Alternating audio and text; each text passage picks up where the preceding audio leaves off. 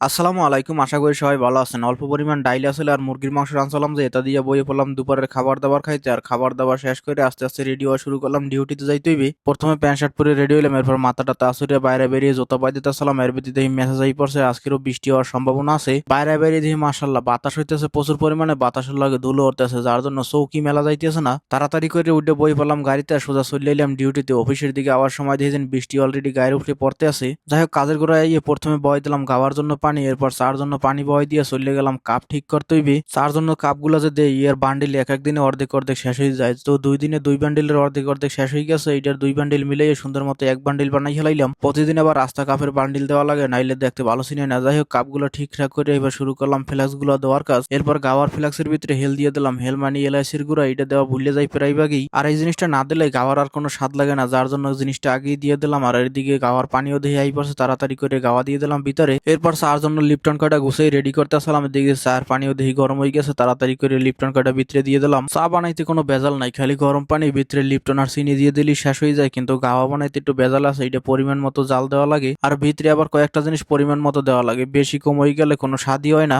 যাই হোক, চা গাওয়া রেডি করে দিয়ে আবার পরে সুন্দর করে কেতলি কয়টা ধুয়ে রাখলাম। আর এদিকে দেখি বাইরে বাতাস শুরু হয়ে গেছে কায়দার রকমের, বাইরে বাইরে দেখি যেন চারিদিকে একদম ম্যাক করে হেলাইছে। বাজে হবে 3:30 মনেতের জন্য মাগরিবের আজান দেবে, কায়দার রকমের বৃষ্টি হওয়ার সম্ভাবনা আছে। খালি সম্ভাবনা কি, একটু পর দেখি প্রচুর পরিমাণে বৃষ্টি হয়েছে, কাল বৈশাখী ঝড়ের মতো। আর আমরাও 8টা 8:30টার দিকে কই এখন আর ডিউটি করে লাভ নাই, মুদিরের দ্বারা কইয়ে সবাই রওনা দিলাম বাসার দিকে, কারণ একটু পরে আবার বৃষ্টি নামার সম্ভাবনা আছে। বাসায় আত্মুখ দিয়ে বই ফেললাম খাওয়া দাওয়া করতে, মুরগির মাংস রানসালাম যেটা দিয়া খাইয়ে লই ঘুম পড়ছি। আর উঠছি সকাল 9টা বাজে। শুনছি রাত্রেও নাকি প্রচুর পরিমাণে বৃষ্টি হয়েছে, যার জন্য ঘুম হয়েছে একদম কায়দার রকমের। আর ঘুমে ঘুম দুইটি গোসল টোসল দিয়ে রেডি হয়ে গেলাম, যাইতে হবে মার্কেটে একটু বাজার করার জন্য। প্রথমে নিচে এই গাড়িটা রেডি করলাম, এরপর চলে এলাম সোজা খুচরা মার্কেটে। বাসায় কাঁচা বাজার কোনো কিছুই নাই, শুক্রবার একদিনই কাঁচা বাজার বয়, এই জন্য চলে এলাম সোজা কাঁচা বাজারের মার্কেটে। যেন আগে কাঁচা বাজার করে লই। প্রথমে লইলাম 5 রিয়ালের মরিচ, আর হেরদার দেখেছেন সুন্দর সিমও আছে, তো আধা কিলো পরিমাণ সিম লইলাম 5 রিয়াল। আর এদিকে দেখি লাল শাকও দেখতে ভালোই দেখা যায়, 3 মোটা 5 টাকা কই সস্তাই আছে, লইয়ে লই 3 মোটা। বাসায় চিংড়ি মাছও আছে। এরপর তাজা দেখে একটা ফুলকপিও লই নিলাম, ফুলকপি অবশ্য সিজন শেষ হয়ে গেছে, কিরাম লাগে কইতে পারি না, তারপর সস্তা পাইয়ে লই নিলাম 5 রিয়ালে একটা। টমেটোর দাম দেখি বাইরে গেছে 5 রিয়াল করে কিলো। যাই হোক, 1 কিলো টমেটো লই সোজা চলে লইলাম ওথাই মে। আবার রসুন কিনতে হইবে,